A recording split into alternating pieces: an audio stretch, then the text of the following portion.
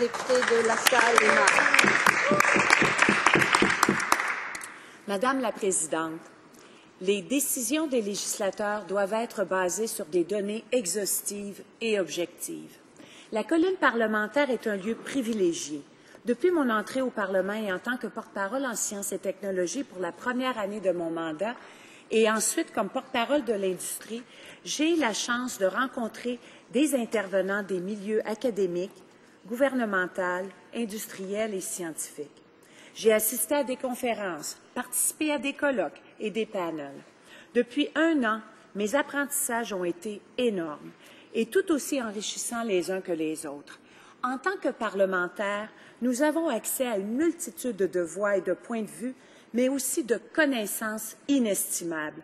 Et ce ne serait pas servir les Canadiens que de faire la sourde oreille ou de fermer les yeux. C'est ma responsabilité et mon devoir en tant que parlementaire de tenir compte du point de vue des chercheurs et des scientifiques afin de pouvoir prendre des décisions éclairées. Le Canada et le gouvernement du Canada regorgent de ces passionnés de la recherche qui, depuis des années, avec patience, persévérance et savoir-faire, nous aident à mieux comprendre l'état de notre environnement, l'état de notre économie, l'état de notre démographie. Monsieur le Président, il nous aide à y voir clair. Madame la Présidente, pardon.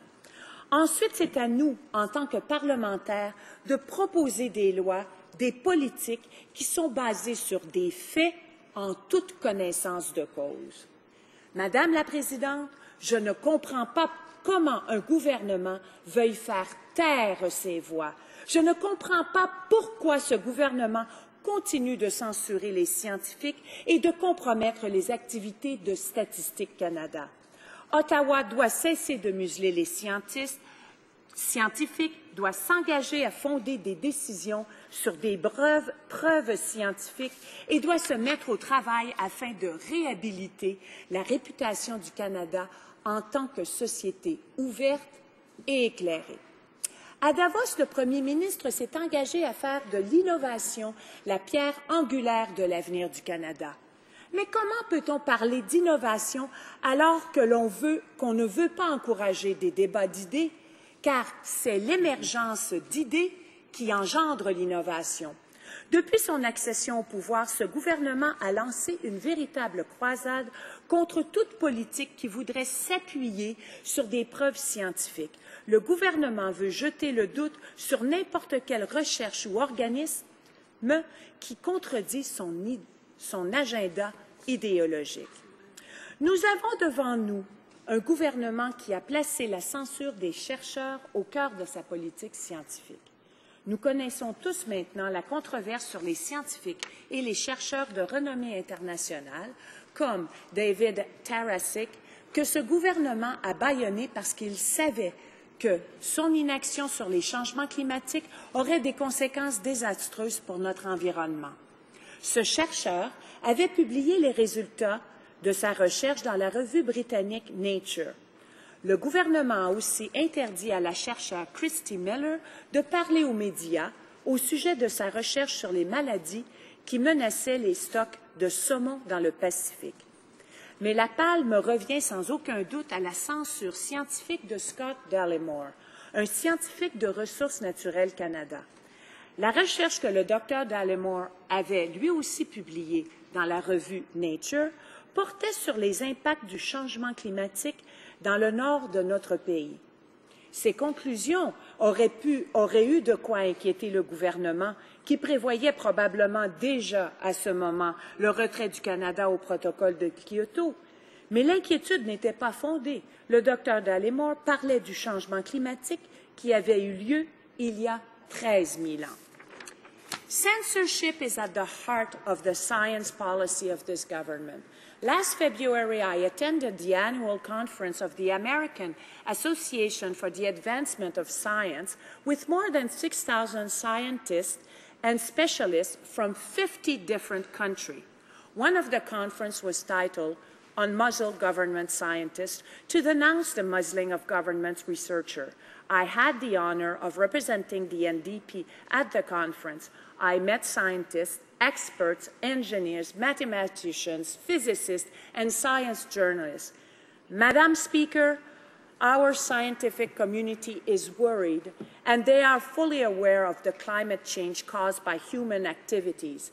They propose innovative solutions to address the biggest challenge faced by humanity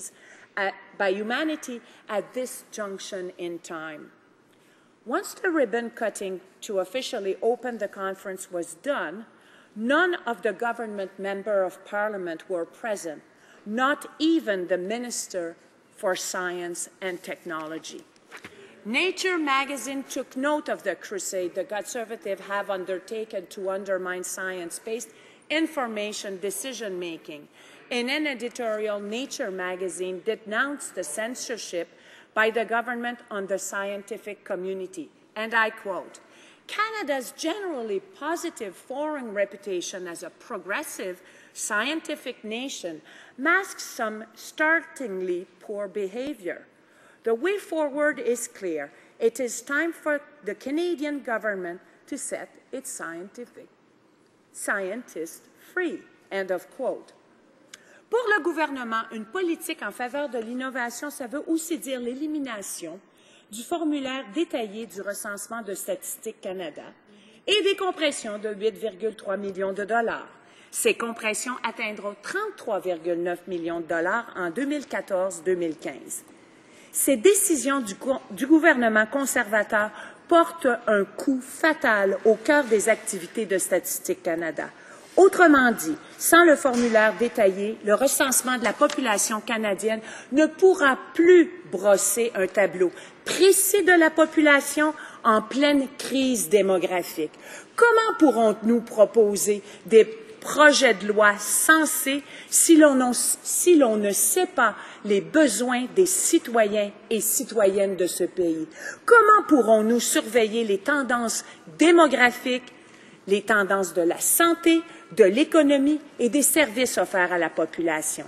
Cette décision, comme d'autres du gouvernement, de sabrer dans les canaux gouvernementaux de l'information, de la recherche et de miner le processus de prise de décision fondé sur l'information, a été décriée universellement. Au Comité de l'industrie de la Chambre, lors d'une étude sur le cybercommerce au Canada, des témoins ont déploré le fait que le Canada n'avait pas de données récentes pour comparer les habitudes d'achat des Canadiens en ligne par rapport à d'autres pays. Également, les études sur l'utilisation du cybercommerce par les petites et moyennes entreprises. C'est que l'enquête sur le commerce électronique et la technologie a été victime des compressions budgétaires du gouvernement. Il manquait donc des informations cruciales récentes pour que le comité puisse faire un travail complet et éclairé.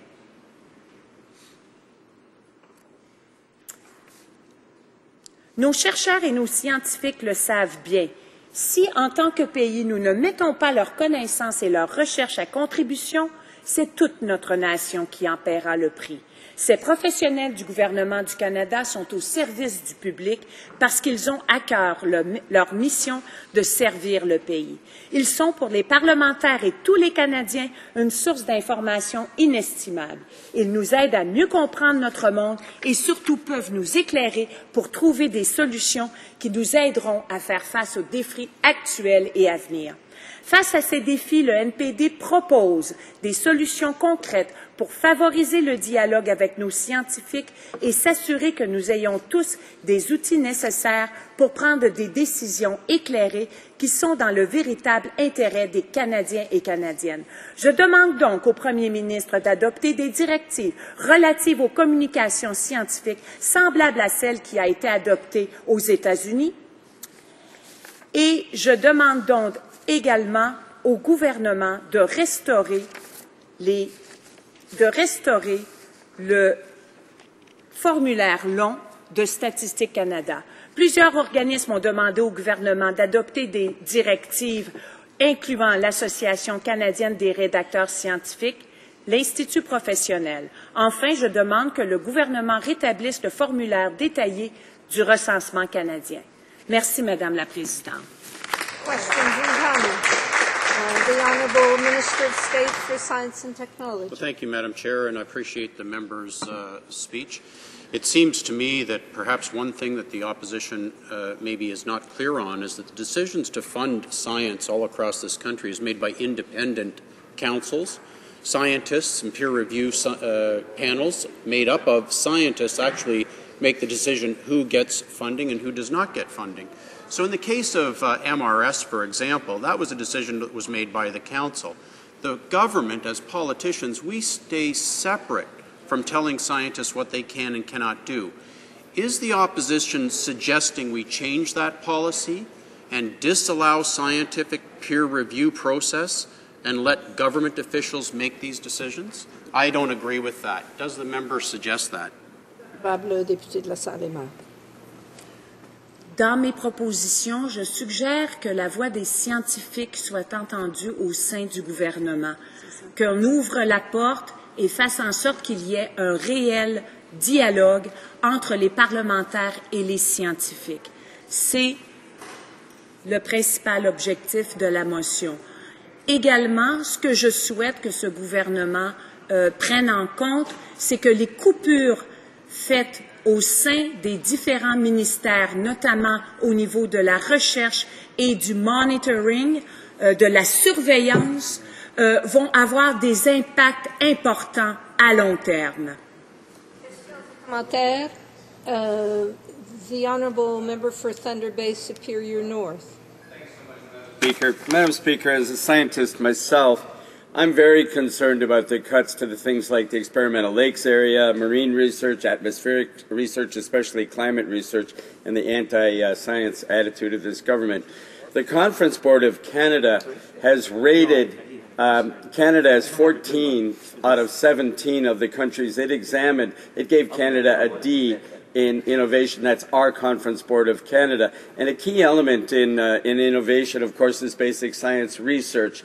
Does this honourable member share my concerns about the anti-science attitude of this government, that bad grade from the Conference Board of Canada, and would she like to add to my concerns? L'honorable député de la Salle-et-Marne.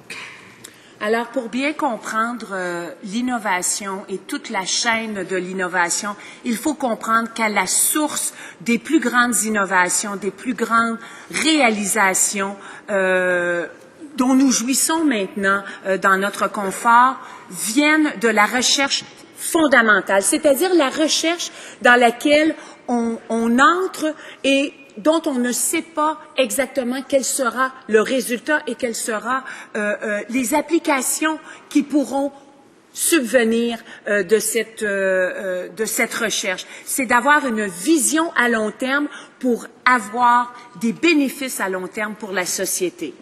Questions et commentaires. L'honorable député de Repentigny. Merci, Madame la Présidente. Ça me rappelle un moment historique pour imaginer un peu la situation des années 40 où un fameux gouvernement avait décidé de brûler les livres pour essayer de contrôler un peu l'information. Pour moi, c'est toute une question de confiance. C'est plus un commentaire qu'une question. On met toujours l'image des scientifiques comme étant des individus mécaniques, robotisés, avec des données. Mais pour moi, c'est des gens en qui j'ai confiance. C'est les cousins, cousines, c'est mes frères et sœurs, c'est mes parents qui, à tous les jours, se lèvent pour leurs enfants, voient un meilleur avenir, se donnent la peine de mettre leurs bottes de caoutchouc et d'aller dans des endroits que personne n'ose aller pour prendre des données que personne n'ose avoir dans des régions qui sont des fois excessivement dangereuses, qui sont des citoyens canadiens qui votent à tous les jours, qui veulent le meilleur pour demain. Et c'est ces gens-là qu'on bâillonne, contrairement à un gouvernement qui, lui, pour des raisons que j'ignore absolument, là, fait en sorte de détruire la confiance qu'on a dans notre société. Merci. Honorable député de la Salle-et-Marne. Merci.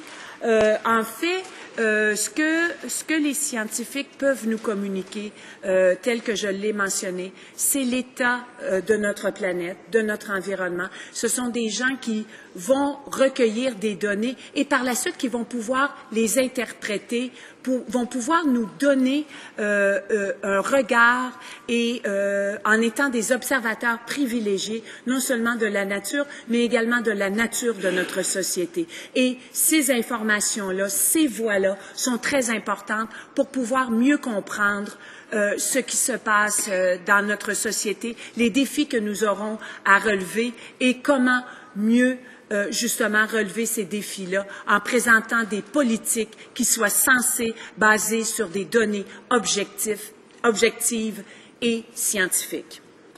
Resuming debate.